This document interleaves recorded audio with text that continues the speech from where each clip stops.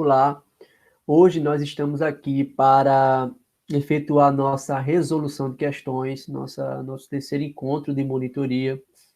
E nesse encontro, nós tentaremos, nessa resolução de questões, nós tentaremos contemplar, pessoal, boa parte do conteúdo ministrado por Ana Clara.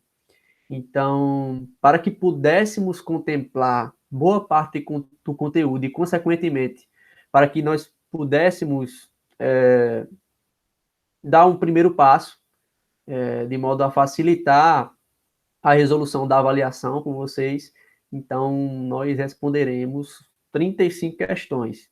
Então, desde a questão inicial lá do conceito de direito penal, princípios, até os últimos conteúdos ministrados por Ana Clara. Então, responderemos aqui 35 questões. É importante que vocês já tenham estudado, assistido às aulas, os conteúdos acerca do que a gente vai responder hoje aqui, ok? Então, como é que vai ocorrer?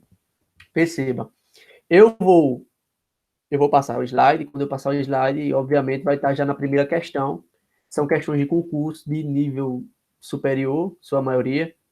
E é importante que, quando eu pule para a questão, vocês deem uma pausa no vídeo e tentem responder sozinhos, ok? E a partir daí a gente vai gerindo nossa aula, beleza? Vamos seguir, então. Eu acredito que essa aula, na verdade, serão duas aulas, porque quando chegar na questão 17, eu acho que já vai estar em quase uma hora de aula, então, para que eu possa tentar, para que eu possa enviar para o YouTube e não tenha nenhum problema, eu achei melhor dividir em dois momentos essa aula, ok? Vamos seguir. Questão 1. No que diz respeito às noções aplicadas no âmbito do direito penal, julgue o próximo item. O direito penal subjetivo refere-se ao conjunto de princípios e regras que se ocupam da definição das infrações penais e da imposição de penas ou medidas de segurança. Não, errado. Na verdade, o direito penal objetivo é que se refere a esse conjunto de regramentos jurídicos penais que vai definir as infrações e impor as penas relacionadas a essas infrações. Então, nesse caso aí, ao invés de ser direito penal subjetivo, seria o direito penal objetivo. E o que seria o direito penal subjetivo? Para que a gente possa fazer essa distinção, como vocês já estudaram aí na revisão de vocês, é necessário que, quando eu tente conceituar direito penal objetivo, eu me remeta ao objeto de aplicação do direito penal. E qual é o objeto com o qual eu puno? Então, é esse conjunto de normas jurídico-penais dentro do ordenamento jurídico. Já no que diz respeito ao direito penal subjetivo, eu vou me referir ao sujeito que pune, o sujeito que emprega esse direito penal, que é o Estado. Então, no caso, a gente teria, enquanto direito penal subjetivo, a potestade penal, o poder-dever de punir. Então, essa afirmação ela está incorreta, porque ela acaba invertendo aí a conceituação. Então, alternativa errada. Questão 2. O direito penal busca primordialmente a proteção de algo selecionado pelo legislador dentro de um critério político. O que é isso que é selecionado pelo legislador? O bem jurídico. Então, dentro do critério político, o legislador vai selecionar ali o bem jurídico a ser protegido pelo direito penal. Continuando. Somente merecendo sua proteção aqueles bens mais importantes, sempre na ideia de que a intervenção desse ramo do direito se justifica apenas quando o outro não se mostrar suficiente. Quais dos princípios abaixo melhor fundamenta o texto acima no seu ponto fulcral? Não há nenhuma dúvida. Princípio da intervenção mínima. Questão 3. Não há crime sem lei efetiva ou ameaça concreta ao bem jurídico tutelado. Tal enunciado refere-se ao princípio da Letra A, proporcionalidade. Letra B, intervenção mínima. Letra C, ofensividade. Letra D, bagatela imprópria. E letra E, alteridade. Sem sombra de dúvidas, quando eu tenho a exigência de que o crime represente uma lesão ou ameaça de lesão concreta ao bem jurídico, eu estou me referindo ao princípio da lesividade ou ofensividade. Então, a alternativa correta seria a letra C. Só que eu queria aproveitar o ensejo, porque aí vocês têm o quê? Vocês têm o conceito do princípio da ofensividade, né? A noção genérica. Sendo que a doutrina, ela trabalha a ideia de que o princípio da ofensividade, ele possui 4 funções. Quais sejam? Proibir a incriminação de uma atitude interna, proibir a incriminação de uma conduta que não exceda o âmbito do próprio autor. Terceiro, proibir a incriminação de simples estados ou condições existenciais. Quarto, proibir a incriminação de condutas desviadas que não afetem qualquer bem jurídico. Então, só a título de acréscimo aqui para vocês. Questão 4.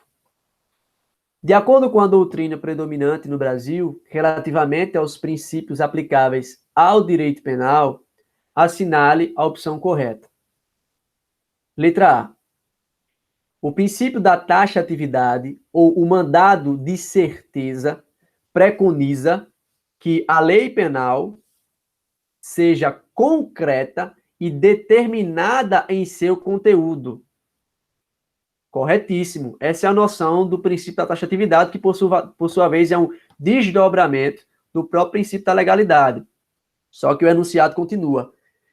Sendo vedados, em virtude desse princípio, os tipos penais abertos. Errado. Vocês viram com Ana Clara que existem os tipos penais abertos dentro do ordenamento jurídico penal, como sendo aquela norma que possui um elemento normativo dentro dela, por exemplo, a expressão justa causa ou culpa, e esse elemento normativo vai ser justamente valorado pelo juiz, pelo magistrado. Então, essa seria a noção de tipo penal aberto, e que não é verdade, e não é vedada, não é proibida, em razão do princípio da taxatividade. Ok? Então, essa alternativa aí já está errada. Letra B. O princípio da bagatela imprópria implica a atipicidade material de condutas causadoras de danos ou de perigos ínfimos. Não. O princípio da bagatela própria implica a atipicidade material. A bagatela imprópria, diferentemente, é aquela em que eu tenho um crime propriamente dito, analiticamente falando, ou seja, a conduta ela é típica, ela é antijurídica e é culpável. Só que, mesmo eu preenchendo os 3 requisitos, o juiz conclui pela desnecessidade de aplicar a pena. Então, se extingue a punibilidade. O que não é o mesmo de atipicidade material, que é uma característica da bagatela própria, ou princípio da insignificância. Ok? Então, essa aí está errada também. Letra C. O princípio da subsidiariedade determina que o direito penal somente tutele uma pequena fração dos bens jurídicos protegidos. Não, eu não vou nem continuar a leitura, porque essa é a noção referente ao princípio da fragmentariedade. Então, essa alternativa também está correta. Letra D. O princípio da ofensividade, segundo o qual não há crime sem lesão efetiva ou concreta ao bem jurídico tutelado, beleza, não permite que o ordenamento jurídico preveja crimes de perigo abstrato. Teoricamente, vejam só, essa questão aí está errada, essa alternativa está errada também, porque há no Brasil, no ordenamento jurídico brasileiro penal, a existência de crimes de perigo abstrato. Inclusive, o exemplo de crime de perigo abstrato é o tráfico de entorpecentes, o porte ilegal de armas. São 2 exemplos aí do crime de perigo abstrato. Só que, veja, teoricamente, teoricamente, por força do princípio da ofensividade, não era para existir crimes de perigo abstrato, porque são crimes que estão dentro de uma classificação atinente à ofensividade da conduta. Ou seja, quanto à ofensividade, os crimes podem ser crimes de dano, que é onde há lesão efetiva, ou crimes de perigo. Esses crimes de perigo, eles podem se dividir em crimes de perigo concreto, que está de acordo com o princípio da ofensividade, e os crimes de perigo abstrato, que pressupõem uma presunção de perigo, então não há um perigo real, entendem? Então, teoricamente, realmente, a existência dos crimes de perigo abstrato não se coaduna com os pressupostos do princípio da lesividade, não. Mas, na prática, o ordenamento jurídico permite. Então, essa alternativa também está errada. E a alternativa que está certa é a que diz o seguinte, letra E. O princípio da adequação social serve de parâmetro ao legislador, que deve buscar afastar a tipificação criminal de condutas consideradas socialmente adequadas. Certíssimo, isso é a noção de adequação social, um princípio que foi consagrado por Welzel, é um princípio que não tem muita força na jurisprudência brasileira, mas que no berço da doutrina aí existe, inclusive já foi aplicada por alguns advogados em algumas defesas. Tem até um caso de uma ação que era sobre a pirataria de CDs e DVDs. Aí foi empregado o princípio da adequação social para tentar afastar a tipificação dessas condutas, da pirataria relacionada a CDs e DVDs. Eu nem sei como é que está no código. Mas não foi aceito, não. A tese não foi aceita pelo tribunal. Então, a alternativa correta aí seria a letra E, ok? Questão 5. O afastamento da tipicidade, quando verificada lesão penalmente irrelevante, decorrente de uma conduta formalmente incriminada. Veja, dá-se por. Então, veja. Eu tenho uma lesão que é penalmente irrelevante, onde essa conduta, a conduta que provoca essa lesão, ela é formalmente incriminada, ou seja, há tipicidade formal. A conduta, ela se acopla, ela se adequa perfeitamente à descrição típica que está na norma penal. Então, há tipicidade formal. Só que, em virtude de figurar uma lesão penal irrelevante, ínfima, afasta-se a tipicidade material. Ou seja, eu tenho em tela o afastamento da tipicidade material e, consequentemente, eu afasto a própria tipicidade. Se eu afasto a tipicidade, consequentemente, não há fato típico. E, inexistindo fato típico, não há que se falar em crime. Então, você tem aí a noção do que seria o princípio da insignificância ou bagatela própria. Então, a alternativa correta aí seria a letra D. Questão 6. Júlia, primária e de bons antecedentes, verificando a facilidade de acesso a determinados bens de uma banca de jornal, subtrai 2 revistas de moda, totalizando o valor inicial do prejuízo em R$ 15. Após ser presa em flagrante, é denunciada pela prática do crime de furto simples, vindo, porém, a ser absorvida sumariamente em razão do princípio da insignificância. De acordo com a situação narrada, o magistrado, ao reconhecer o princípio da insignificância, optou por absolver Júlia em razão da atipicidade da conduta. A natureza jurídica, a função do princípio da insignificância é justamente afastar a tipicidade da conduta, de modo que essa conduta passa a ser atípica e logo passa a não ser mais crime. Ok? Então, a alternativa correta aí seria a alternativa A.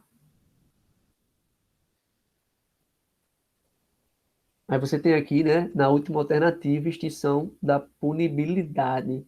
E nesse caso, só se fosse a hipótese de bagatela imprópria, né?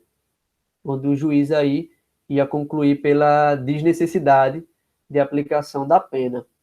Mas, nesse caso, em tela, certamente seria a letra A tipicidade da conduta. Questão 7. Assinale a opção que apresenta princípios que devem ser observados pelas leis penais por expressa previsão constitucional, ou seja, princípios penais, princípios do direito penal que estão previstos estão previstos na Constituição Federal. Quais são eles? Letra A. Legalidade e retroatividade, ok. Responsabilidade pessoal, ok. Economicidade, não. Economicidade, acho que é um princípio do direito administrativo, eu acho. Letra B. Legalidade e retroatividade, ok. Responsabilidade pessoal, ok. Presunção da inocência, ok. Eficiência da pena, não. Letra C. Legalidade, retroatividade, responsabilidade pessoal, presunção de inocência e individualização da pena. Ok. Essa letra C é a alternativa correta. São os princípios do direito penal que estão previstos na Constituição Federal. E eu até quero aproveitar o ensejo para discorrer a letra da Constituição acerca desses princípios.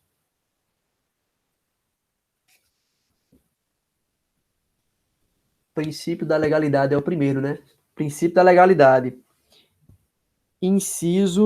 Artigo 5º da Constituição Federal, inciso 39. Não há crime sem lei anterior que o defina, nem pena sem prévia combinação legal. O clássico, vocês até já decoraram. Princípio da irretroatividade. Inciso 40. A lei penal não retroagirá, salvo para beneficiar o réu. Então, nesse momento, a Constituição, ela consagra o princípio da irretroatividade da lei penal mais grave e da retroatividade da lei penal mais benéfica.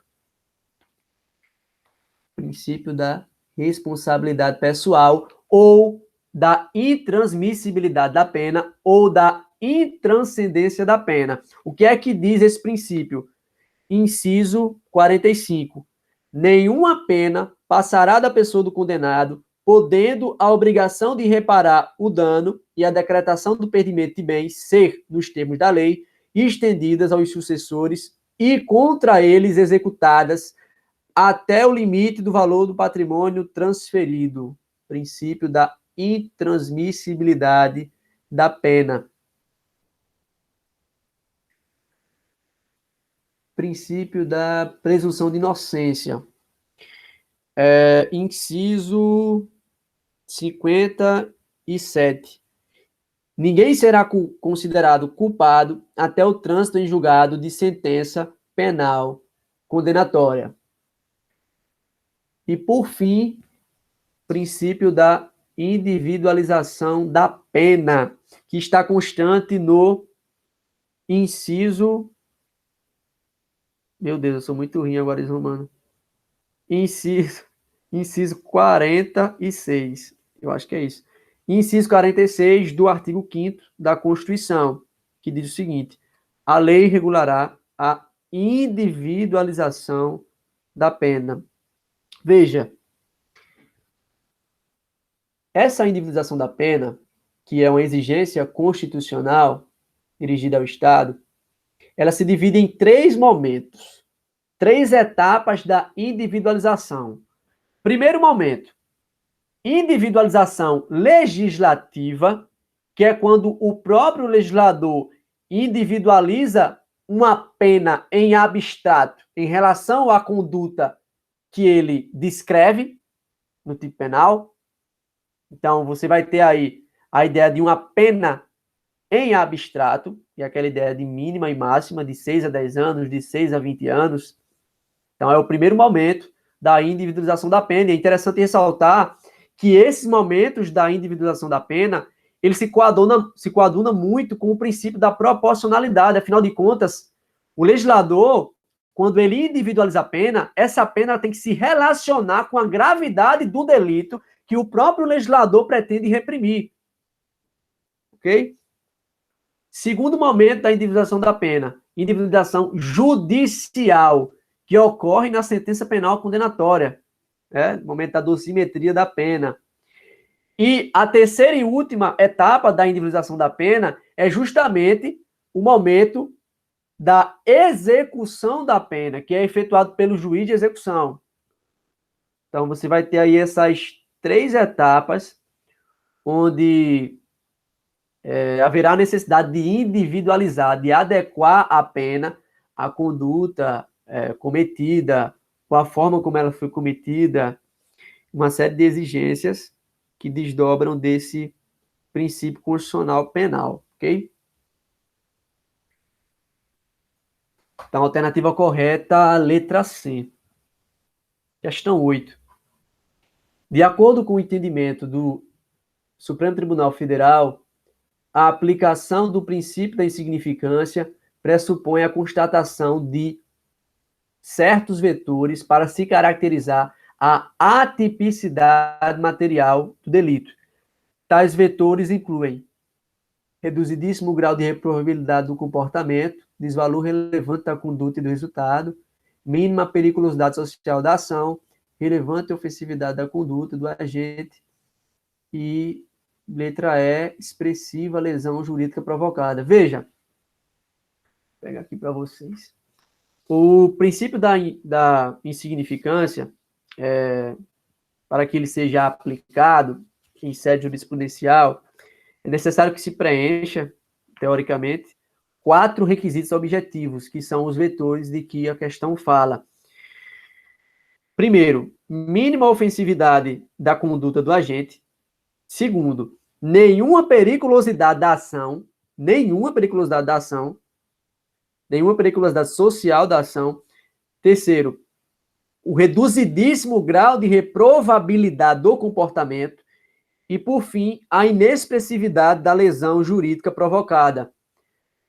Então, nesse caso, a alternativa correta seria a letra A. Tais vetores, tais requisitos objetivos incluem o reduzidíssimo grau de reprovabilidade do comportamento. Ok? Então, alternativa correta, letra A.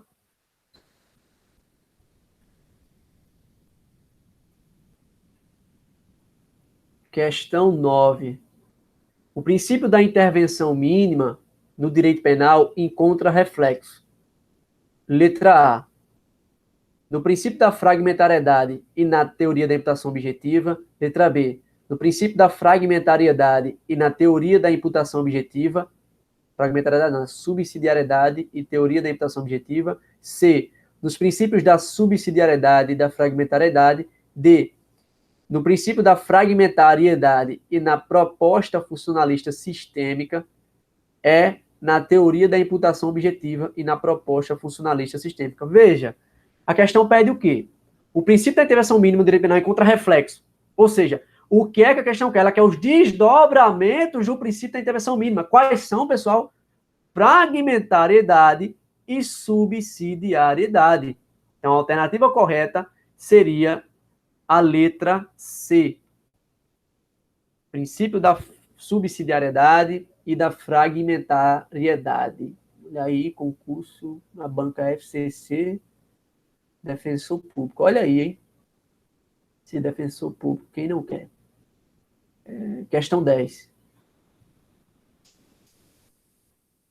O desvio punível não é o que, por características intrínsecas ou ontológicas, é reconhecido em cada ocasião como moral, como naturalmente anormal, como socialmente lesivo ou coisa semelhante. O desvio punível é aquele formal e previamente indicado pela lei como pressuposto necessário para a aplicação de uma pena, ou seja, é aquele previsto em uma lei formal e anterior.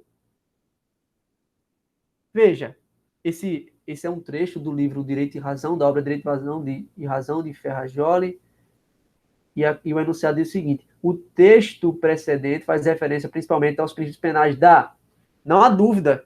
Veja, quando ele fala o desvio punível não é outra coisa senão aquele formal e previamente indicado pela lei. Quando ele diz formal, ele consagra o princípio da legalidade. Quando ele diz lei prévia, previamente indicado pela lei, princípio da anterioridade, que por sua vez, inclusive, é um desdobramento do princípio da legalidade, né? Anterioridade da lei penal. Então vai estar constante lá naquele inciso 39 da Constituição Federal, artigo 5º. Ok? Alternativa correta, letra A. Sigamos. Questão 11. Considerando a interpretação do STJ e do STF a respeito da legislação penal extravagante, julgue o item seguinte.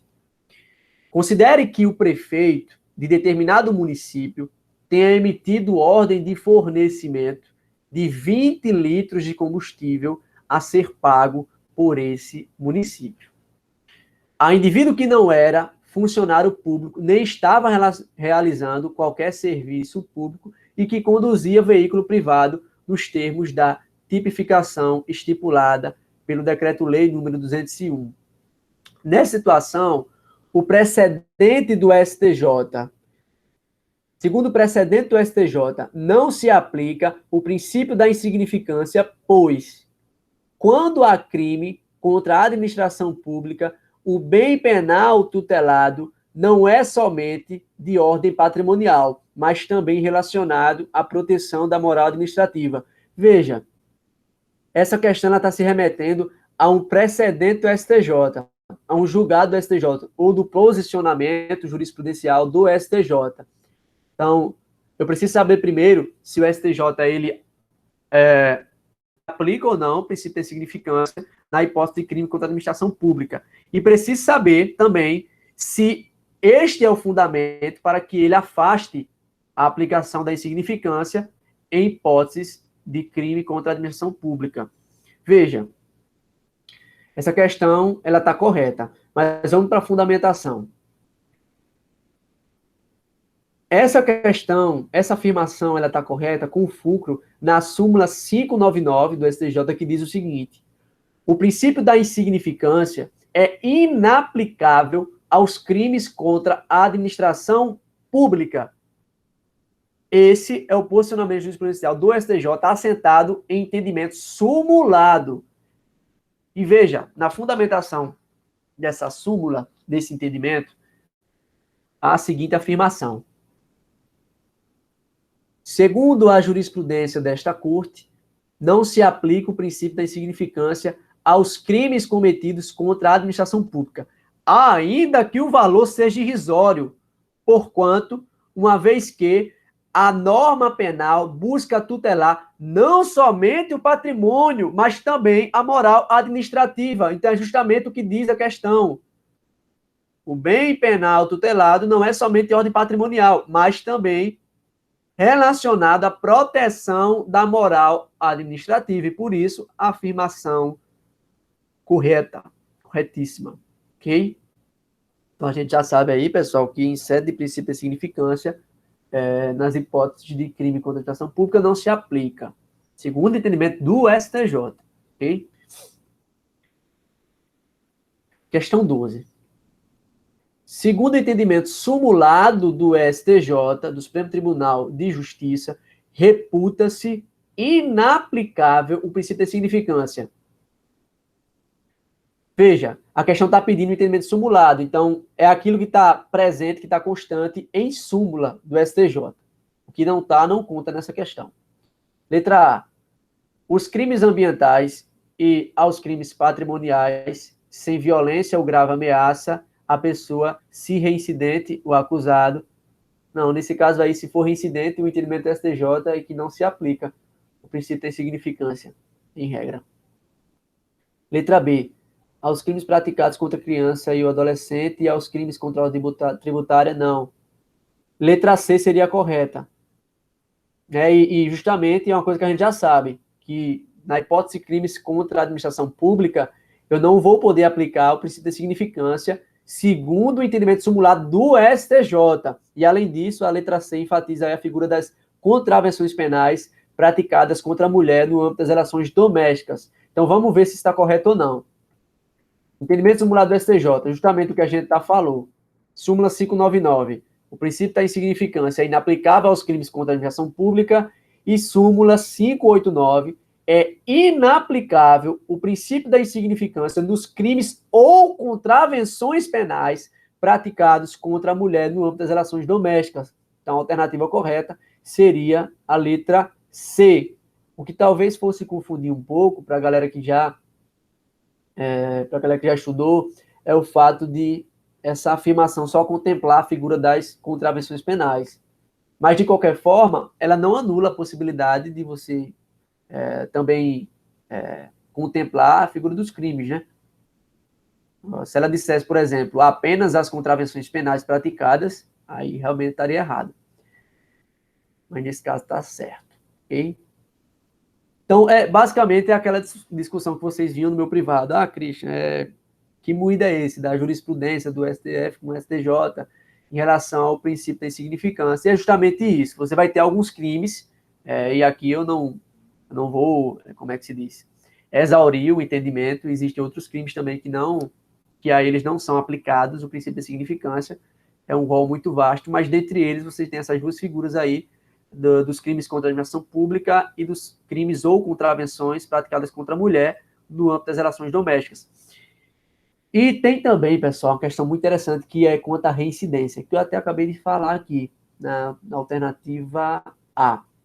Veja,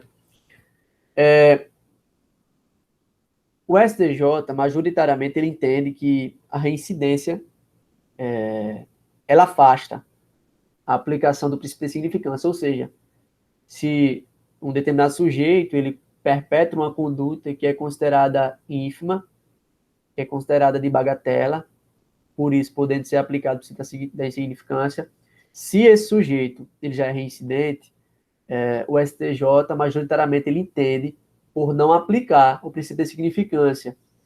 Só que veja, o STF já pensa diferente. O STF entende que a reincidência por si só não configura requisito para a não aplicação do princípio da insignificância. Então, tem várias questões aí, vários dilemas, embates acerca da aplicação ou não da insignificância. E lembrando, se a gente está falando da bagatela própria, né? A respeito da bagatela imprópria, o negócio é ainda mais... É muito difícil ser aplicado o princípio da bagatela própria. Questão 13. Indique o item que preenche corretamente a lacuna da frase.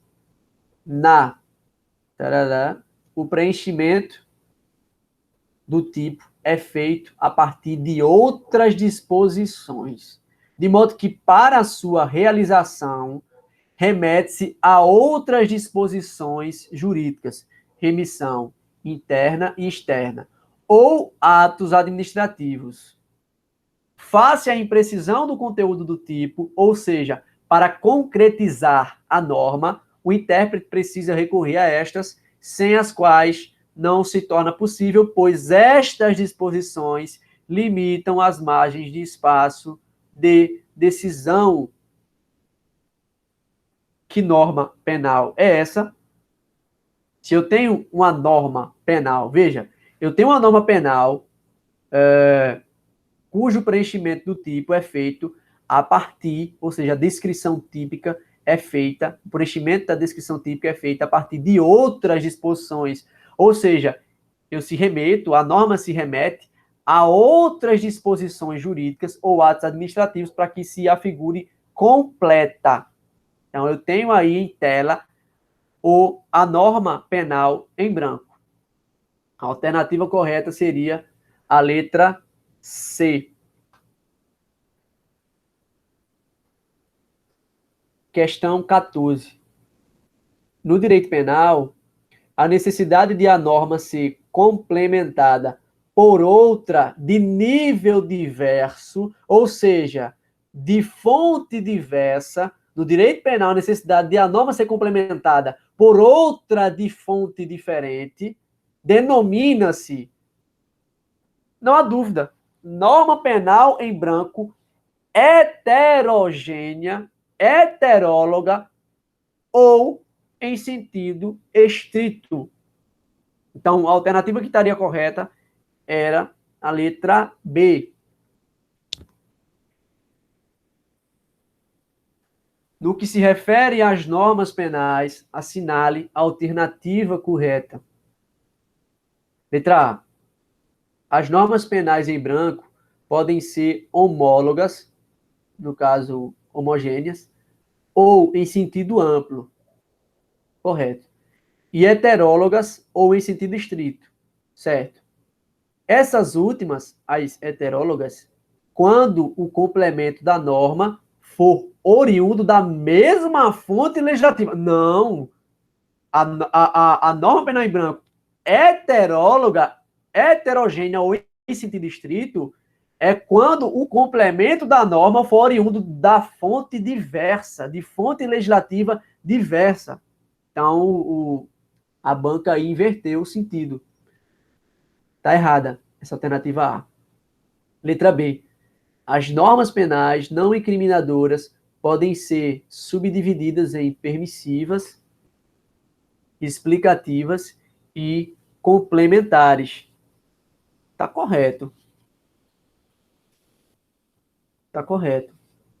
Permissivas, explicativas e complementares.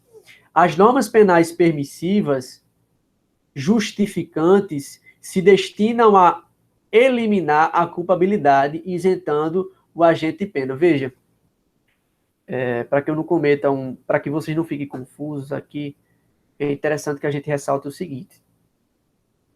Quando a gente vai estudar a norma penal, vocês viram quando na cara lá que a gente tem uma classificação gigantesca. Mas eu quero que vocês percebam sucintamente aqui que, em princípio, eu tenho o quê? A norma penal. E essa norma penal, ela pode ser incriminadora, que é aquela que possui uma conduta típica descrita pelo legislador e uma pena combinada a esta conduta, uma pena abstrata. Então, aí eu tenho a norma penal incriminadora. Só que, por outro lado, eu também tenho uma norma penal não incriminadora. E dentro dessa norma penal não incriminadora, que são aquelas normas que estão presentes na parte geral do Código, em sua maioria, essa norma penal incriminadora se divide em 3 tipos. As normas penais não incriminadoras permissivas, explicativas e complementares, sendo que a norma penal não incriminadora permissiva ainda se divide em outras 2. Norma penal não incriminadora permissiva justificante e norma penal não incriminadora permissiva exculpante. Veja, aí o que a alternativa fala? As normas penais permissivas justificantes se destinam a eliminar a culpabilidade isentando o agente de pena. Não. As normas penais permissivas justificantes, elas têm por finalidade afastar a ilicitude, a antijuridicidade da conduta do agente. E, por sua vez, as normas penais permissivas exculpantes, essas sim é que seriam aquelas que tinham como destinação eliminar a culpabilidade, isentando o agente de pena. Então, há uma inversão aí nessa alternativa. Então, a alternativa está errada, ok? Letra C. As normas penais incriminadoras possuem os denominados preceitos primários, que é a descrição típica, e os secundários, que é a pena em abstrato. Sendo que o preceito primário tem a tarefa de individualizar a pena. Não. O preceito primário é a descrição típica da conduta proibida pelo direito penal, a conduta que o direito penal pretende reprimir. Então, o preceito primário é aquela primeira descriçãozinha que está na norma. E ela não individualiza a pena. Quem individualiza a pena é o preceito secundário. Então, há uma inversão aí pela banca também. Essa alternativa está errada. E só nos resta, pessoal, a letra D. As normas penais em branco homólogas ou homogêneas ou em sentido amplo podem ser homovitelinas e heterovitelinas, sendo que essas últimas são aquelas que têm suas respectivas normas oriundas de outro ramo do direito. Correto. Então, quando você tem, por exemplo, você tem uma norma penal, que ela exige uma complementação, e essa complementação é feita por uma norma também de natureza penal, né? Então perceba que eu tenho a mesma fonte legislativa, porque é o próprio Congresso que edita a norma, mesma fonte legislativa, então a norma penal em branco ela é homogênea, ok? Mas se essa norma, pessoal, que vai servir de complementação, ela também é de natureza penal, então eu tenho a norma penal em branco homogênea, homovitelina, porque a complementação provém do mesmo ramo do direito. Por outro lado, se essa norma penal ela é complementada por uma norma, por exemplo, de natureza administrativa, uma portaria, diz assim, uma norma de natureza civil, por exemplo, a complementação na cidade dentro do Código Civil. Então, aí eu tenho uma norma penal em branco homogênea, heterovitelina, porque provém a complementação de ramo do direito diverso. Ok? Então, essa alternativa aí está correta. Questão 16.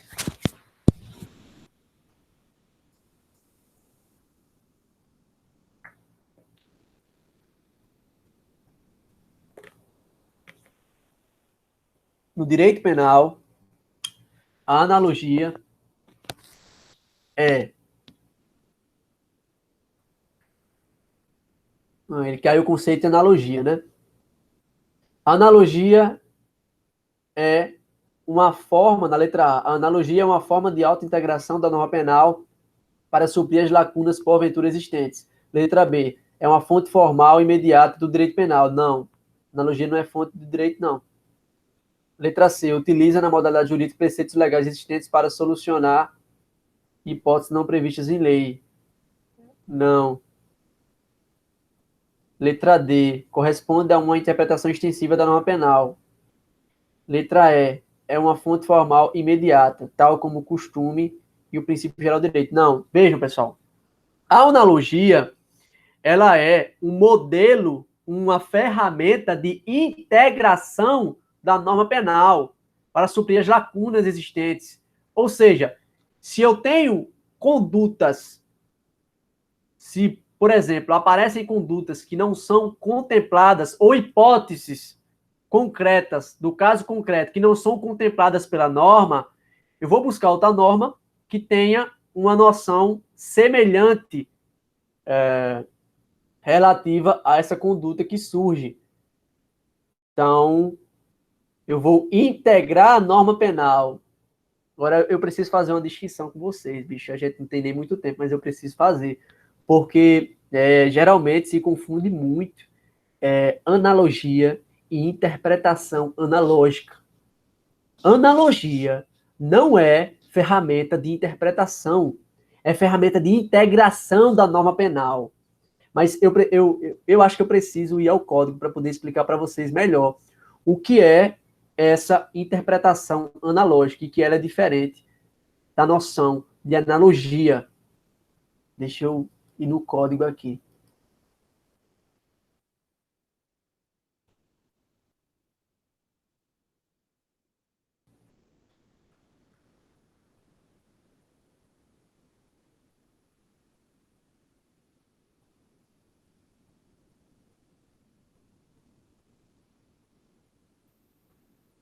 Pronto. Deixa eu aumentar um pouco aqui. Será que vocês estão vendo? Acho que dá para ver, né?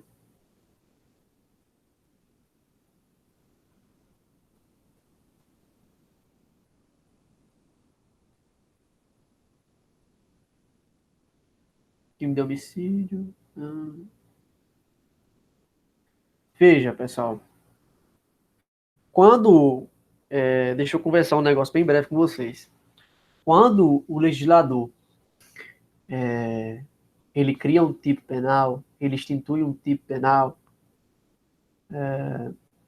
teoricamente, ele pretende proteger algo. Geralmente esse algo é o bem jurídico. Então, ou ele pretende tutelar o patrimônio, ou a vida, ou a integridade física, e assim vai. Só que há alguns casos que, em virtude da necessidade de proteger muito bem esse bem jurídico, o legislador ele quer tentar abarcar uma maior amplitude de condutas possíveis relativas a esse tipo penal.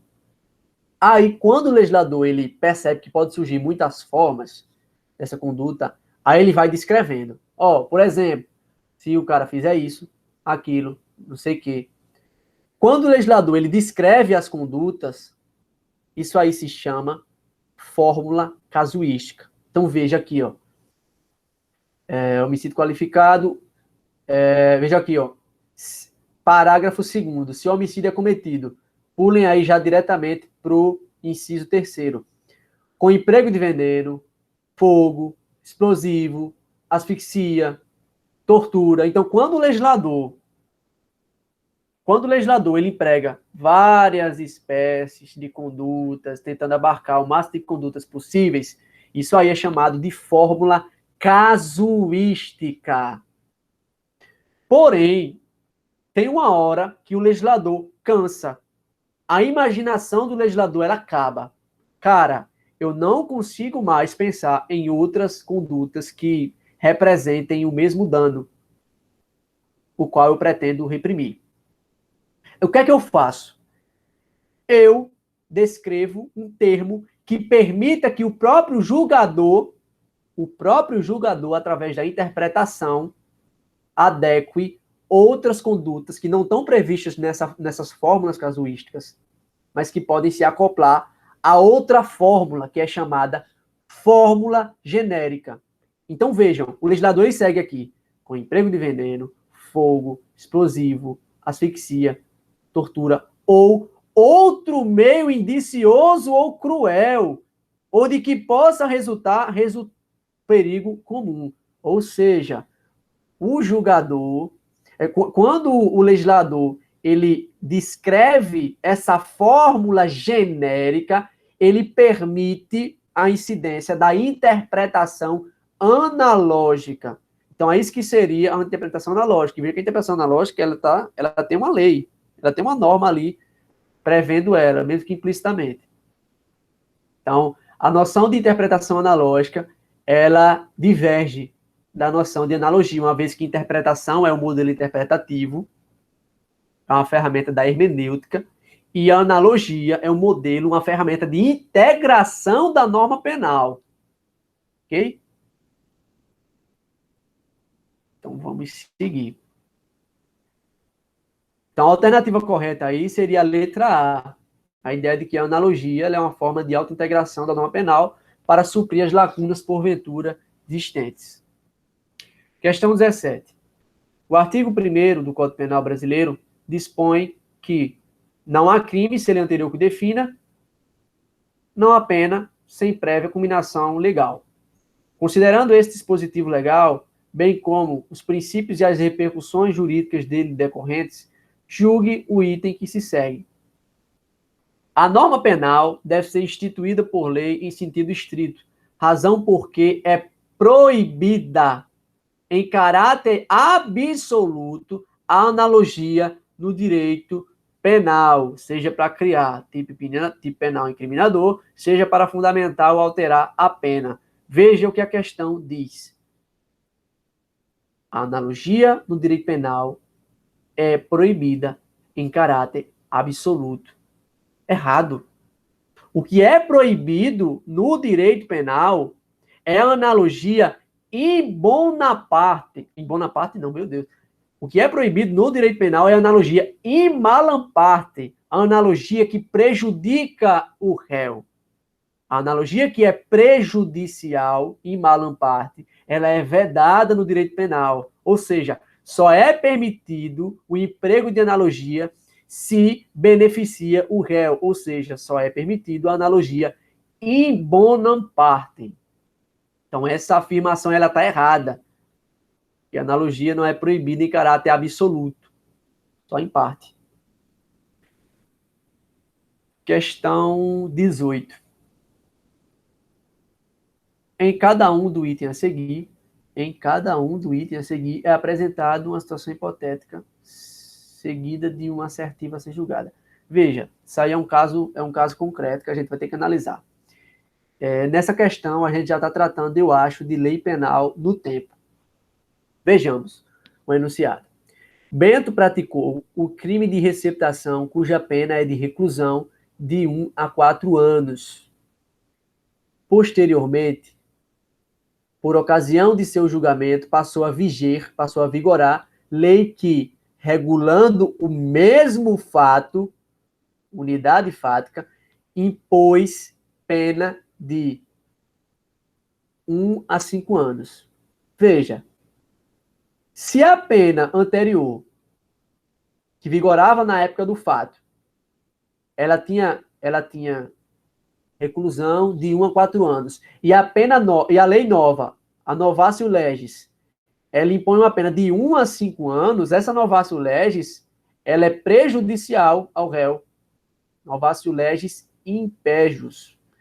E o enunciado continua. Nessa situação, a lei posterior será aplicada em face do princípio da retroatividade da lei mais severa. Não. Nessa situação, a lei posterior, a lei nova, ela não será aplicada em face do princípio da irretroatividade de lei mais severa, ou princípio da retroatividade da lei mais benéfica. Beleza? Então, essa afirmação aí está errada.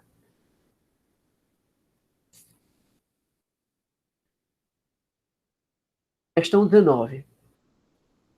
Considere que uma pessoa tenha sido denunciada pela prática de determinado fato definido como crime, que em seguida, ou seja, após a conduta, foi descriminalizado pela lei A, abolício crimes.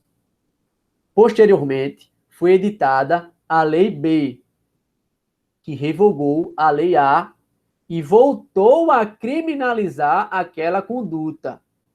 Nessa situação, a última lei deve ser aplicada ao caso. Qual a última lei? A lei mais nova. A lei B. E aí, correto ou não? Errado, né, pessoal? Errado. Por quê? Veja, quando esse sujeito pratica esse crime, ele está sob a vigência de uma lei que é mais grave em relação à lei A. Porque a lei A descriminaliza a conduta que ele perpetra. Então, a lei A, então, em regra, pelo princípio do, né, tempus regit acto, a lei que deveria vigorar nessa conduta seria a lei vigente no tempo da conduta, a lei mais grave. Porém, excepcionalmente, a lei que beneficia o réu, ela retroage, ou seja, retroatividade benéfica prevista na Constituição. Então, como essa lei ela descriminaliza ao abolício crimes, ela retroage em benefício do réu. Só que surge outra lei que revoga essa lei A, trazendo novamente a tipicidade da conduta. Mas veja, essa lei B mais recente, ela é uma lei posterior ao fato. E se eu permitisse que essa lei vigorasse em razão a essa conduta realizada naquela época, eu estaria realizando uma retroatividade prejudicial ao réu. Só que, pelo que consta na Constituição, veja, vigora o princípio da irretroatividade da lei mais severa, ou seja, se a lei é mais danosa, não pode retroagir. Então, nesse caso aqui,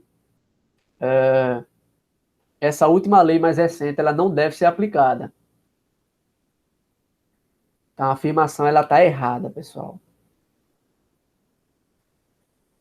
A respeito da aplicação da lei penal, julgue o item a seguir. Situação hipotética. João cometeu crime permanente que teve início em fevereiro de 2011 e fim em dezembro desse mesmo ano. Veja, prestem atenção. João cometeu crime permanente que teve início em fevereiro de 2011 e fim em dezembro do mesmo ano. O crime permanente é um crime cuja conduta se prolonga no tempo, se dilata, se expande no tempo. Então, a conduta, o todo, representa desde fevereiro até dezembro do mesmo ano. Exemplificando, poderia ser aí um cárcere privado. Então, o João ele perpetra um cárcere privado em desfavor de outrem desde fevereiro de 2011 até dezembro do mesmo ano. Sigamos. Em novembro de 2011, ou seja, João ainda está cometendo o cárcere privado, houve alteração legislativa que agravou a pena do crime por ele cometido. Assertiva.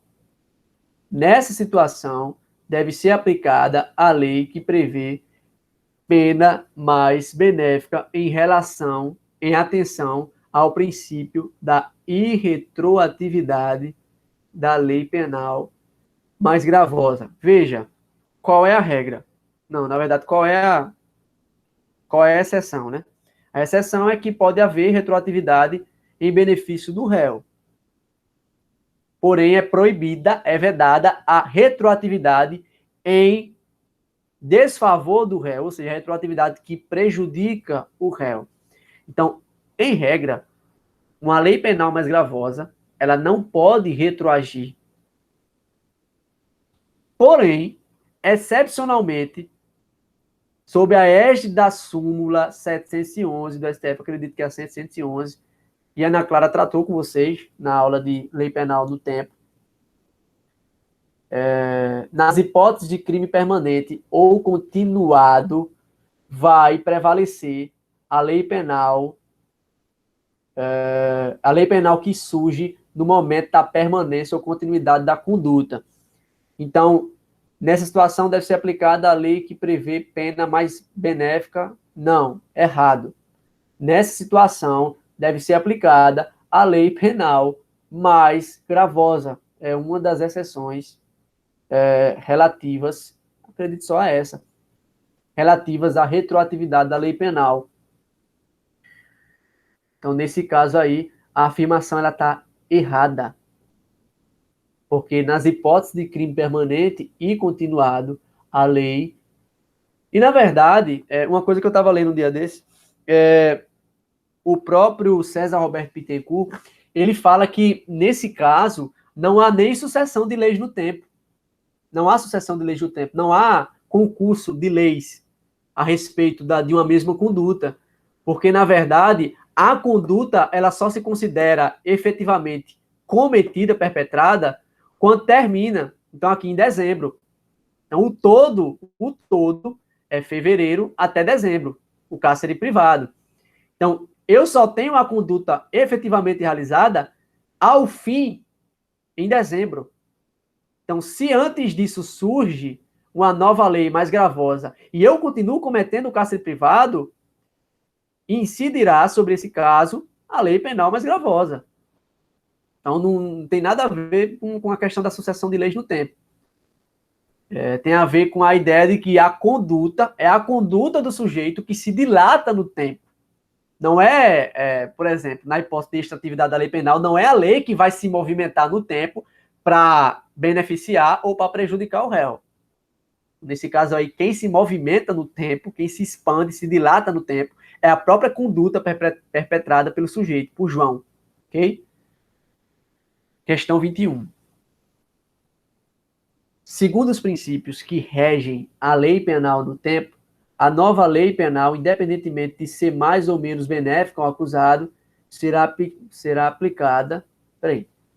Segundo os princípios que regem a lei penal no tempo, a nova lei penal, independentemente de ser mais ou menos benéfica ao acusado, será aplicada aos fatos ocorridos a partir do momento de sua entrada em vigor. Correto. Mas a lei revogada, desde que mais benéfica ao acusado, continua a ser aplicada a fato anterior, ou seja, fato praticado durante o período de sua vigência. Corretíssimo. Corretíssimo. Se, por exemplo, eu tenho um fato que ocorre sob vigência de uma lei que é mais benéfica e posteriormente surge uma lei mais grave, esse fato ele vai continuar a ser apreciado por essa lei mais benéfica vigente na época do fato. A lei nova, ela só retroagiria, como via de regra, se fosse mais benéfica ao réu em relação à primeira lei. Então, essa afirmação aí está correta. A lei revogada, desde que mais benéfica ao réu, continua a ser aplicada a fato anterior, ou seja, a fato praticado durante o período de sua vigência. Beleza, vamos seguir. Afirmativa correta. Eita, pílula. Agora vai.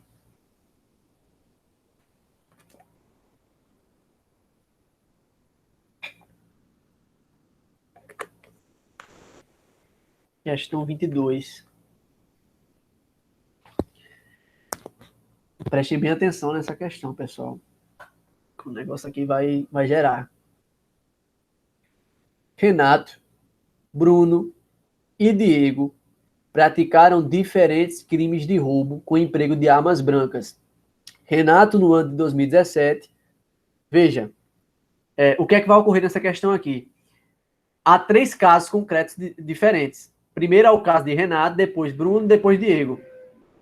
Então, eita, pílula. Agora lascou. Há 3 condutas, retomando. Ligaram uma serra elétrica por aqui. Há primeiro, nessa questão, a conduta de Renato, a conduta de Bruno e depois a conduta de Diego. São casos diferentes. Veja, Renato, no ano de 2017, foi condenado definitivamente pelo crime de roubo majorado pelo emprego de arma. Ou seja, condenação definitiva, houve o trânsito em julgado da sentença penal condenatória. Fez-se coisa julgada já. Continuando. Pois, em 2015, Renato teria, com grave ameaça exercida com emprego de arma, subtraído um celular. Pronto. Esse é o primeiro caso, onde eu tenho uma sentença penal condenatória transitada em julgado.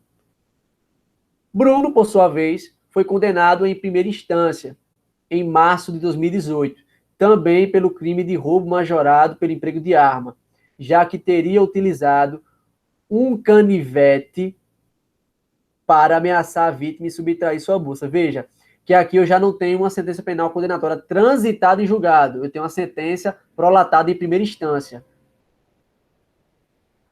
Meu pai.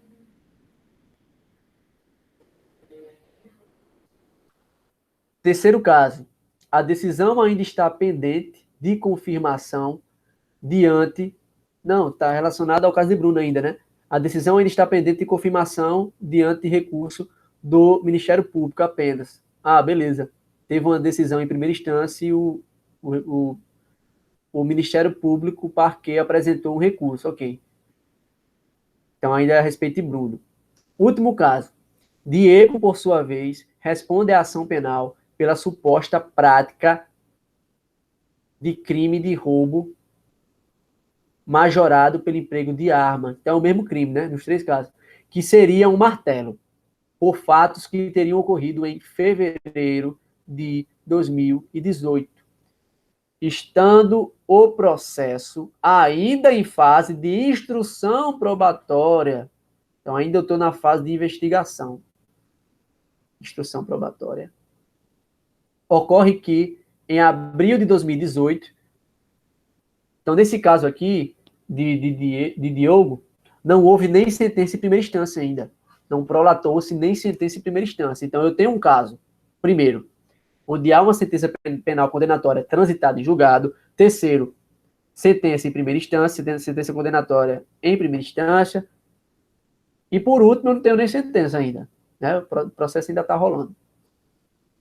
Ocorre que, em abril de 2018, entrou em vigor lei alterando o artigo 157 do Código Penal, sendo revogado o inciso 1º do parágrafo 2º, ou seja, a disposição que qualificava o crime de Renato, Bruno e Diego.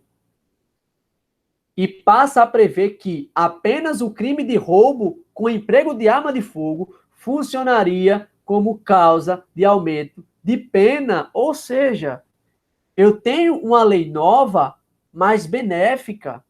Eu tenho uma lei nova que exclui a hipótese de aumento incidida sobre Renato, Bruno e Diego, porque nem Renato, nem Bruno, nem Diego, eles empregaram arma de fogo.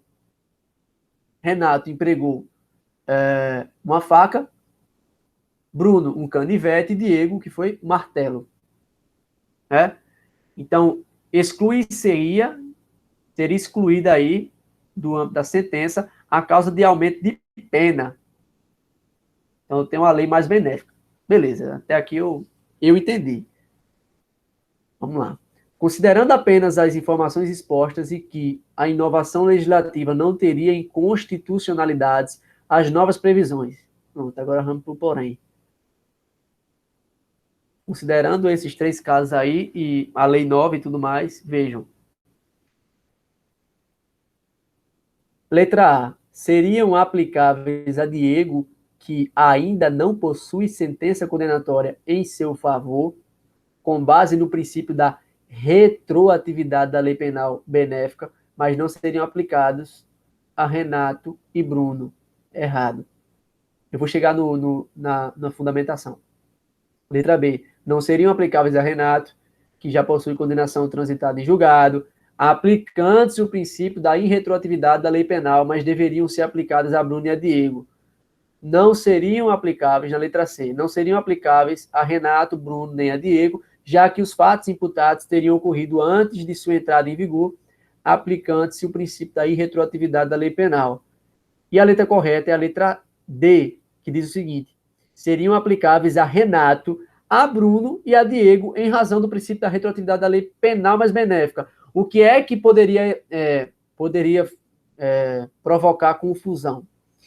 É o fato de que, a respeito do caso de Renato, eu tenho uma sentença condenatória já transitada em julgado. Então, geralmente poderia-se pensar, então se já está transitado em julgado, fez-se coisa julgada, a coisa julgada é inviolável, então eu não posso, essa lei penal mais benéfica, ela não pode retroagir ferindo a coisa julgada. Só que, na verdade, veja o que diz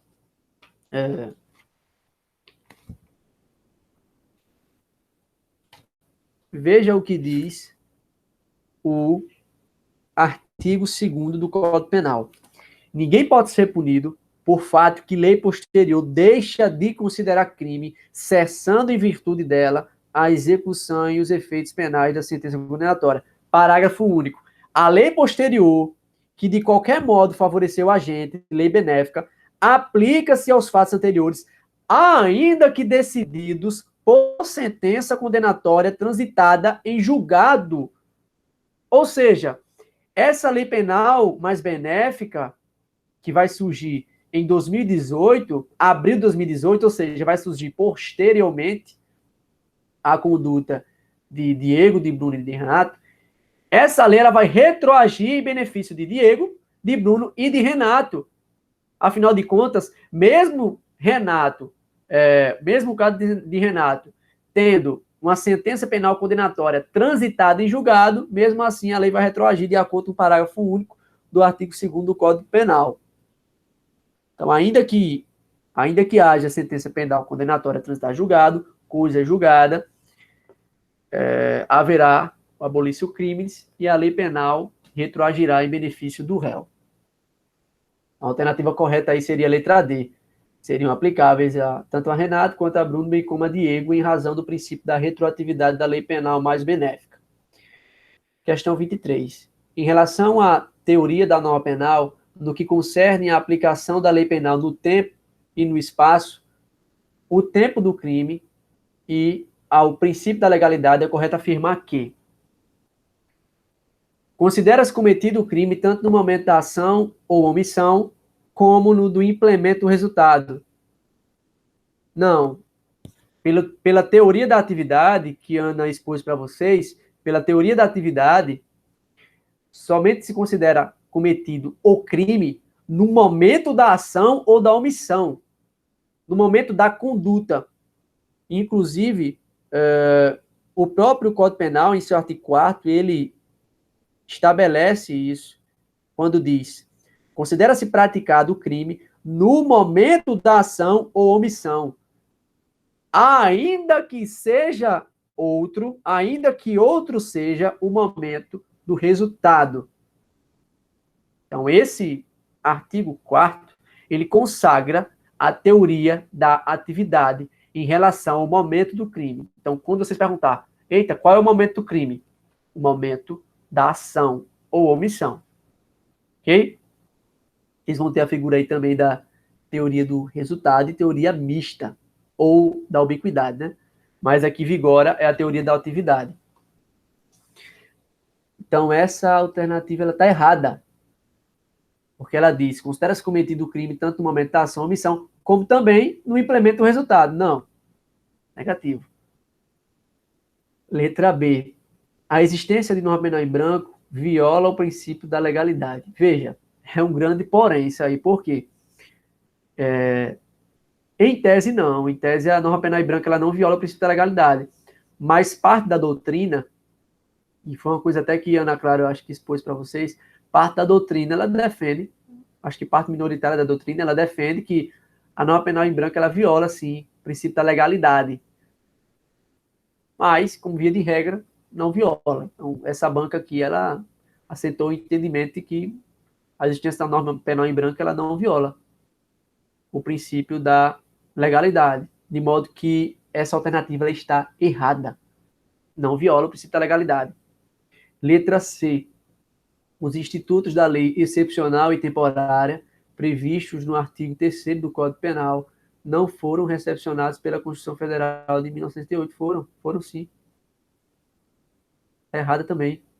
Ana Clara até trabalhou com vocês as figuras da lei excepcional e temporária como figuras que podem vigorar, seja no momento, numa situação excepcional, numa situação, por exemplo, de calamidade pública, como a gente está vivendo, ou numa situação distinta que pressuponha a elaboração de uma lei que vigore temporariamente.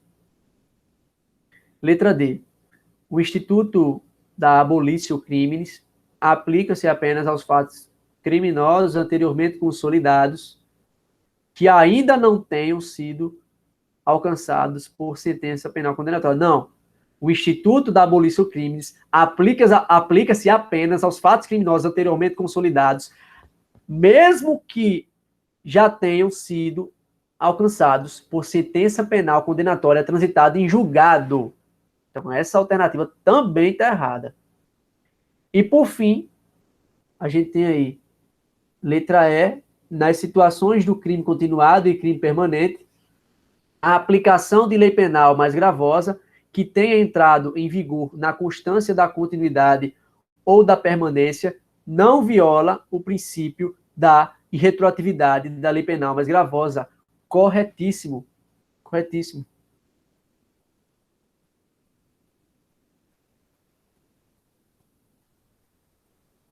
Eu vou seguir, eu acho que dá para a gente terminar, né? São 35 questões. Eu não vou partir essa aula, não. Acho que dá para a gente terminar. Questão 24. A respeito da lei penal no tempo e no espaço, julgue os seguintes itens, tendo como referência o Código Penal e a jurisprudência dos tribunais superiores. A lei penal mais benéfica, primeira assertiva, né? A lei penal mais benéfica retroagirá em benefício do réu, correto. De acordo com o princípio da retroatividade benéfica penal, correto. Assertiva 2. Em relação ao tempo do crime, o direito penal brasileiro adota a teoria da atividade, certo? Acabei de falar. Assertiva 3. Em relação ao lugar do crime, o direito penal brasileiro adota a teoria do resultado, errado. Em relação ao lugar do crime, o direito penal brasileiro adota a teoria da ubiquidade ou teoria mista. Está errada essa assertiva, então. Última assertiva, quarta. A lei penal mais benéfica aplica-se ao crime continuado e ao crime permanente, ainda que ocorra superveniência de lei mais gravosa. Peraí. A lei penal mais benéfica aplica-se ao crime continuado e ao crime permanente, ainda que ocorra superveniência de lei penal mais gravosa ao longo da atividade delitiva. Errado. Errado. Havendo a superveniência de lei mais gravosa no decurso da atividade delitiva, no decurso do exercício da conduta, vai vigorar a lei penal mais gravosa, a mais recente. Então está errada essa assertiva também. Então, a primeira está errada, a segunda... Não, a primeira está certa, a segunda está certa e as duas últimas estão erradas. Estão certas apenas o item. Letra A, né? Assertiva 1 e 2. Tempo do crime e retroatividade benéfica penal, certo? Então, a alternativa correta é a letra A, conforme o qual as assertivas 1 e 2 estariam corretas. Beleza. Questão 25. Um cidadão sueco tentou matar o presidente do Brasil, que se encontrava em visita oficial na Suécia. O cidadão sueco tentou matar o presidente do Brasil, um estrangeiro, que se encontrava em visita oficial à Suécia. Então, o crime ocorrido no estrangeiro. Nessa hipótese, o crime praticado não ficará sujeito à lei brasileira. Veja, pessoal, em regra, a lei penal em regra, os crimes cometidos no território nacional, eles são apreciados pela lei brasileira. Porém, isso aí é o princípio da territorialidade. Porém, em alguns casos, em algumas hipóteses, mesmo a conduta sendo perpetrada, mesmo o crime sendo cometido no estrangeiro, vigorará a lei penal brasileira, incidirá a lei penal brasileira, constituindo esta uma hipótese de extraterritorialidade, princípio da extraterritorialidade. Então, veja, nesse caso, a gente tem uma hipótese aí de extraterritorialidade penal. Então, tem um crime que ele é cometido no estrangeiro, só que esse crime ele é cometido em desfavor do presidente do Brasil, do presidente da República. Então, vamos recorrer ao Código Penal. Porque eu tenho a extraterritorialidade condicionada e a incondicionada. Na incondicionada, que está presente justamente no inciso 1º do artigo 7º do Código Penal, diz o seguinte, veja, ficam sujeitos à lei brasileira, embora cometidos no estrangeiro, os crimes contra a vida ou a liberdade do presidente da República. Ou seja, este caso concreto explicitado nesse enunciado da questão representa uma hipótese de extraterritorialidade incondicionada, no qual a lei brasileira incidirá sobre esse caso. Então, nessa hipótese, o crime praticado ficará sujeito à lei brasileira. A questão está incorreta porque diz que não ficará sujeito à lei brasileira. Ok? Hipótese aí de extraterritorialidade incondicionada.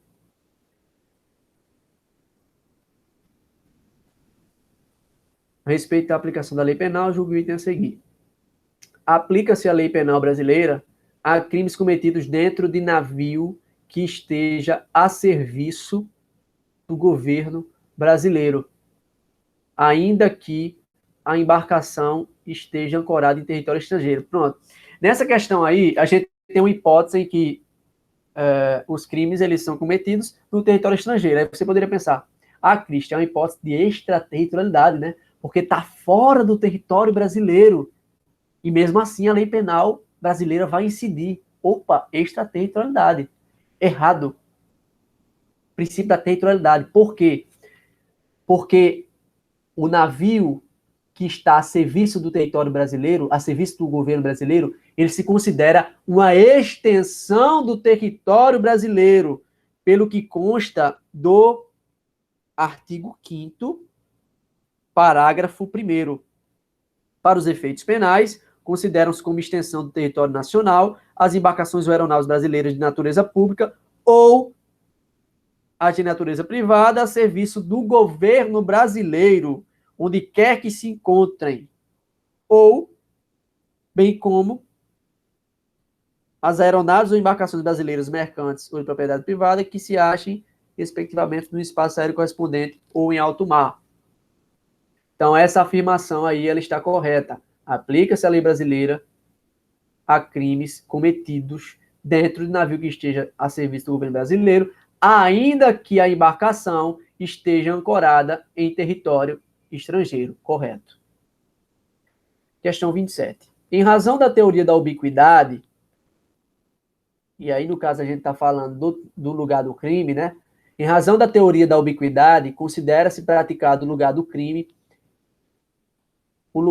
considera-se praticado o crime no lugar em que ocorreu a ação ou omissão, no todo ou em parte, bem como onde se produziu ou deveria ter sido produzido o resultado, teoria mista, ou da ubiquidade. Corretíssimo. Questão 28. Acerca das regras de territorialidade e de extraterritorialidade da lei penal, assinale a opção correta. Letra A. Crime de genocídio praticado fora do território brasileiro poderá ser julgado no Brasil quando cometido contra povo alienígena, estrangeiro ou estrangeiro, domiciliado no Brasil. Veja, essa é uma hipótese também de extraterritorialidade incondicionada, pois está presente na linha D do inciso 1º do artigo 7º do Código Penal, que diz o seguinte: os crimes ficam sujeitos à lei brasileira, embora cometidos no estrangeiro, os crimes de genocídio, quando o agente for brasileiro ou domiciliado no Brasil. E é o que nós temos nesse caso. Eu tenho o crime de genocídio praticado no território estrangeiro, fora do território brasileiro, e ele pode ser julgado no Brasil, quando cometido contra a povo alienígena por estrangeiro domiciliado no Brasil. Então, essa alternativa ela está correta. Mas vamos analisar o restante? Letra B. O brasileiro que praticar crime em território estrangeiro poderá ser punido. O brasileiro que praticar crime em território estrangeiro poderá ser punido, devendo ser aplicada ao fato a lei penal brasileira, ainda que o agente não mais ingresse no Brasil. Não, na verdade, aí você tem uma hipótese de extraterritorialidade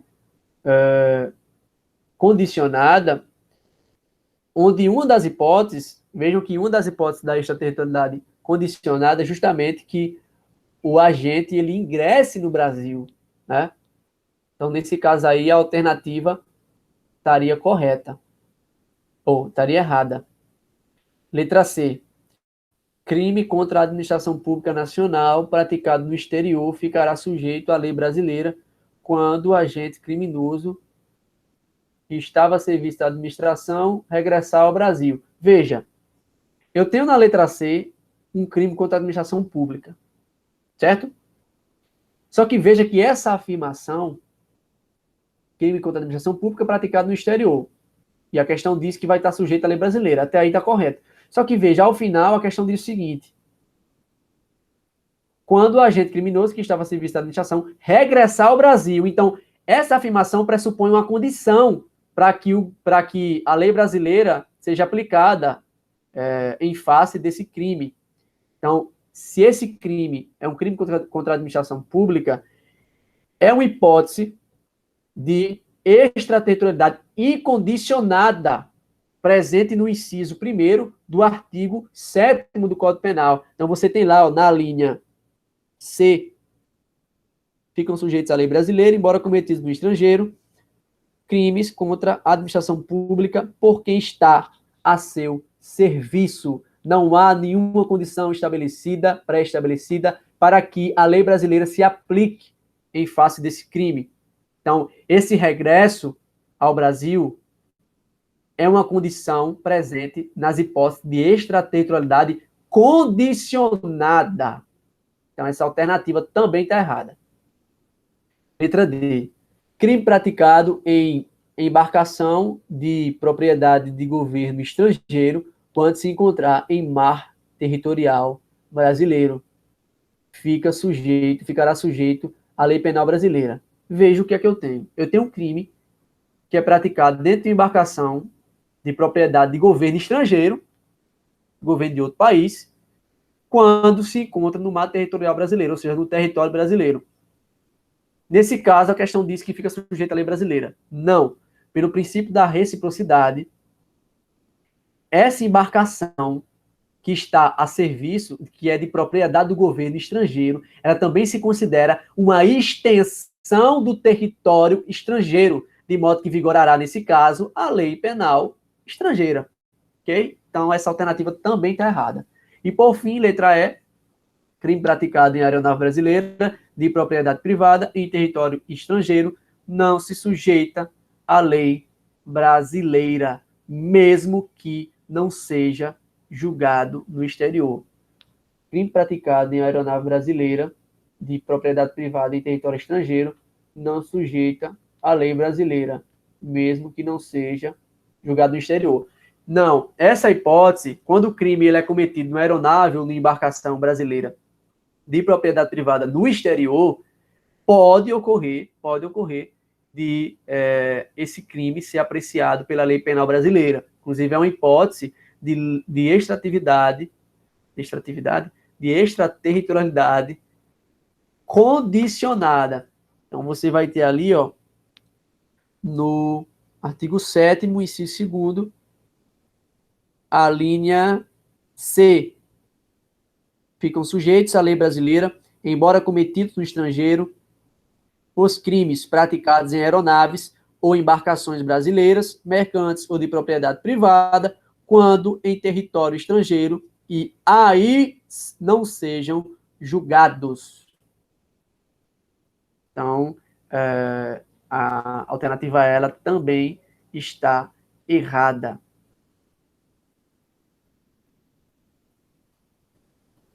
Porque, nesse caso, esse crime em tela, ele pode sim se sujeitar à lei penal brasileira. Então, a alternativa correta seria tão somente a letra A. Crime de genocídio praticado fora do território brasileiro poderá ser julgado no Brasil quando cometido contra povo alienígena por estrangeiro domiciliado no Brasil. Ok. Questão 29. Lá vem Mévio. Mévio, deputado estadual, estava de férias com sua família em embarcação brasileira. Vejam, Mévio, funcionário público, deputado federal, estava de férias com sua família em embarcação brasileira. Ele está de férias, ele não está oficiando. De natureza privada, embarcação brasileira de natureza privada na França, quando acabou por praticar um crime de lesão corporal grave contra um francês que foi desrespeitoso com seus filhos. Dias após o delito, Mévio retornou ao Brasil sem que os fatos chegassem ao conhecimento das autoridades francesas, mas, em razão das gravações por câmeras de celulares, o Ministério Público tomou conhecimento dos fatos. Considerando apenas as informações narradas, é correto afirmar que Mévio não poderá vir a ser julgado no Brasil, já que o Código Penal adota o princípio da territorialidade e o crime foi praticado em território estrangeiro. Errado, porque o Brasil também adota o princípio da extraterritorialidade penal, hipótese na qual esse crime praticado no estrangeiro também pode ser apreciado pelo direito penal brasileiro. Então está errado essa afirmativa. Letra B.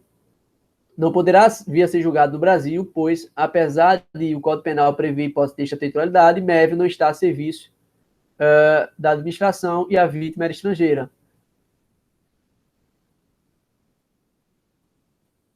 Não poderá vir a ser julgado. Certo. O Código Penal prevê as hipóteses de extraterritorialidade, Só que no caso não seria extraterritorialidade incondicionada, né? Porque ele não, no caso, essa embarcação, veja, essa embarcação brasileira, na natureza privada, ela embora esteja com um deputado federal dentro e tudo mais, ela não está a serviço do governo brasileiro, de modo que, consequentemente, ela não configura uma extensão do território brasileiro. Se fosse uma extensão, vigoraria o princípio da territorialidade. Mas, nesse caso, eu tenho uma hipótese de extraterritorialidade, né? Basta a gente saber se é condicionado ou incondicionado. Letra C. Poderá vir a ser julgado no Brasil, ainda que já houvesse sido julgado no estrangeiro, diante da extraterritorialidade incondicionada, justificada por ser funcionário público, mas eventual pena aplicada na França atenuaria a imposta no Brasil. Não configura uma hipótese de extraterritorialidade incondicionada, mas sim condicionada. De modo que a alternativa correta é a letra D, porque veja, olha o que diz a letra E também. Poderá vir a ser julgado no Brasil, pois, apesar do Código Penal não prever causa de extraterritorialidade, não, o Código Penal prevê sim. E o que é que resta para nós na letra D? Poderá vir a ser julgado no Brasil, sendo indispensável que, entre outras condições, o autor ingresse no país e não tenha sido absorvido na França. Veja, no caso em tela, o que é que eu tenho? Eu tenho uma embarcação brasileira de natureza privada na qual comete um crime dentro de um território estrangeiro. Hipótese de extraterritorialidade, condicionada ou incondicionada? Veja só, artigo 7º, inciso 2º, a linha C. Os crimes praticados em aeronaves ou embarcações brasileiras, mercantes ou de propriedade privada, quando em território estrangeiro, e aí sejam julgadas. Show. Eu tenho uma hipótese de extraterritorialidade condicionada. Por ser condicionada, pressupõe o preenchimento de certas condições, dentre as quais está o ingresso do autor no país e não ter sido absolvido na França. É uma das condições que estão presentes aqui no parágrafo 2º do inciso 2º do artigo 7º do Código Penal. Então, a alternativa correta aí seria a letra D. Questão 30. Paulo, funcionário público do governo brasileiro, quando em serviço no exterior, veja, ele está em serviço no exterior, ele vem a praticar um crime contra a administração pública. Descoberto o fato, foi absolvido no país em que o fato foi praticado. Diante desse quadro, é correto afirmar que Paulo. Veja, nesse caso, eu tenho hipótese de extraterritorialidade incondicionada, porque pelo artigo 7º, inciso 1º, a linha C, ficam sujeitos à lei brasileira, embora cometidos no estrangeiro, os crimes cometidos contra a administração pública por quem está a seu serviço. Então, não pressupõe nenhuma condição para que se aplique a lei penal brasileira. Então, mesmo que o sujeito ele tenha sido absolvido no país estrangeiro, o fato ele será apreciado pela lei penal brasileira. De modo que a alternativa que está correta é a letra D. Poderá, por força do princípio da defesa real ou proteção, ser julgado de acordo com a lei penal brasileira.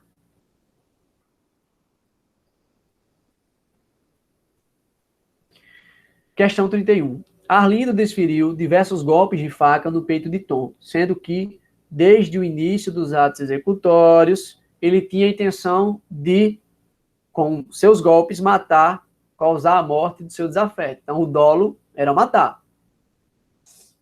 No início, os primeiros golpes de faca causaram lesões leves em Tom.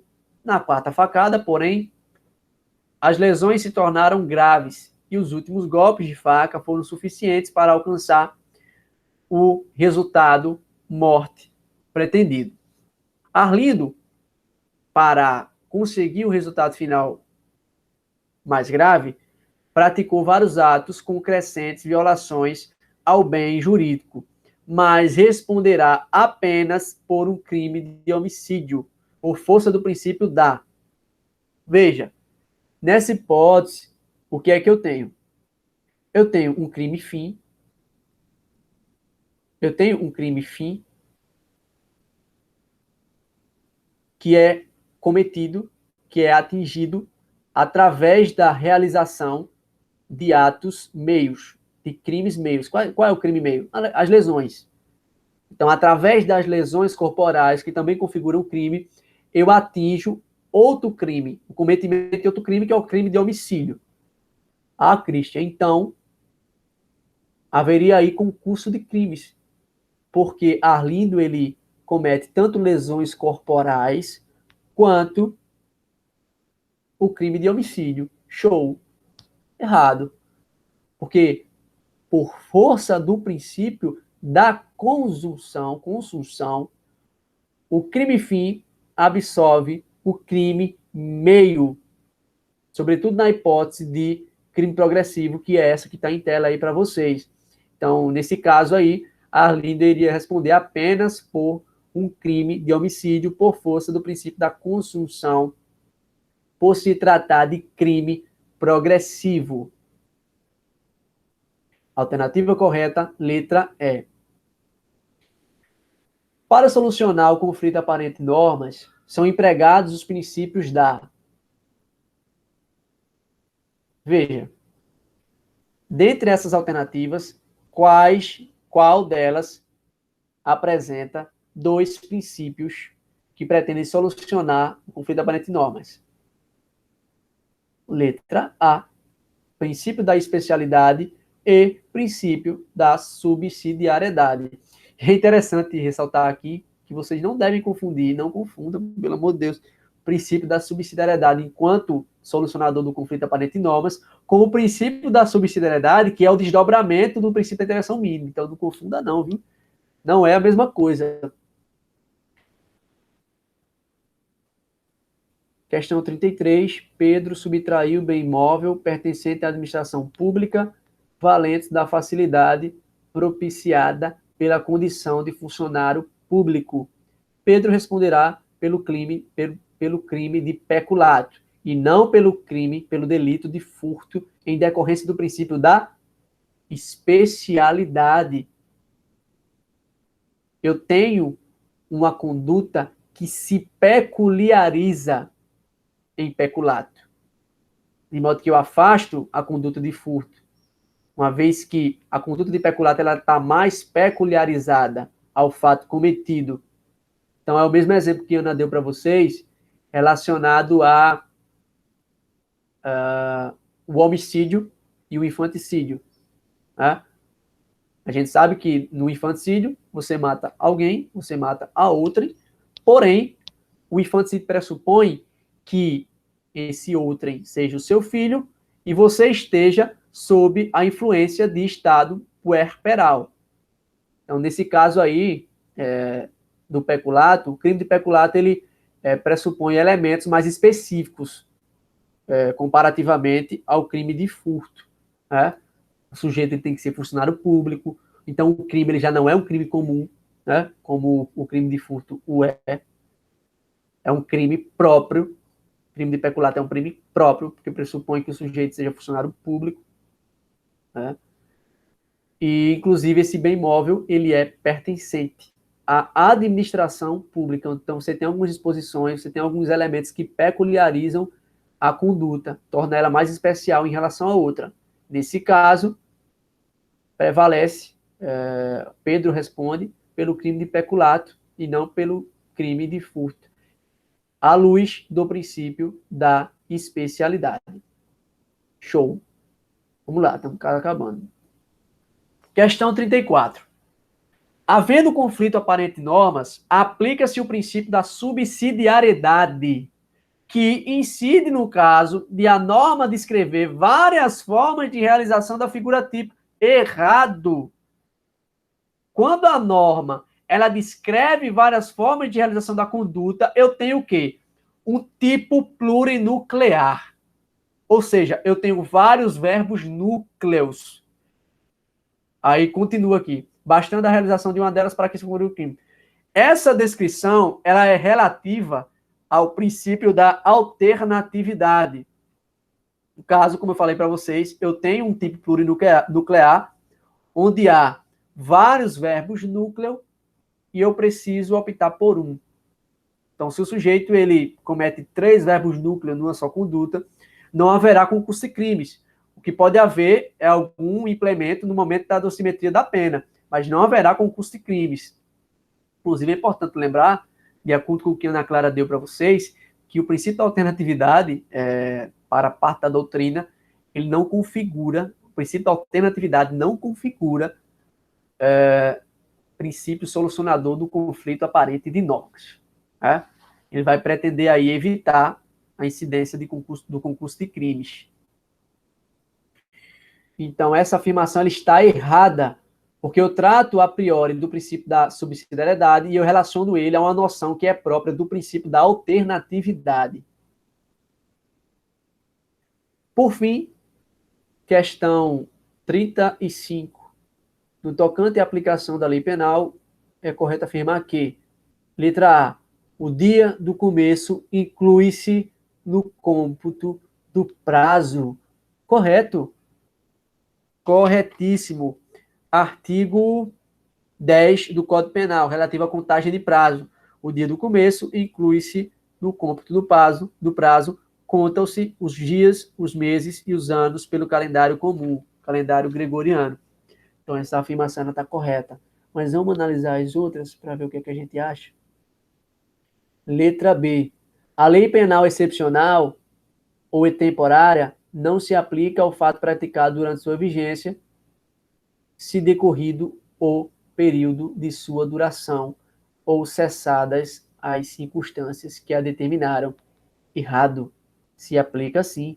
Se o fato é cometido na vigência de lei excepcional temporária, mesmo que ele seja julgado no momento posterior em que a lei penal excepcional temporária não vigore mais, ainda prevalecerá a força da lei penal excepcional ou temporária, uma vez que a conduta foi perpetrada na vigência dessas leis, excepcional ou temporária.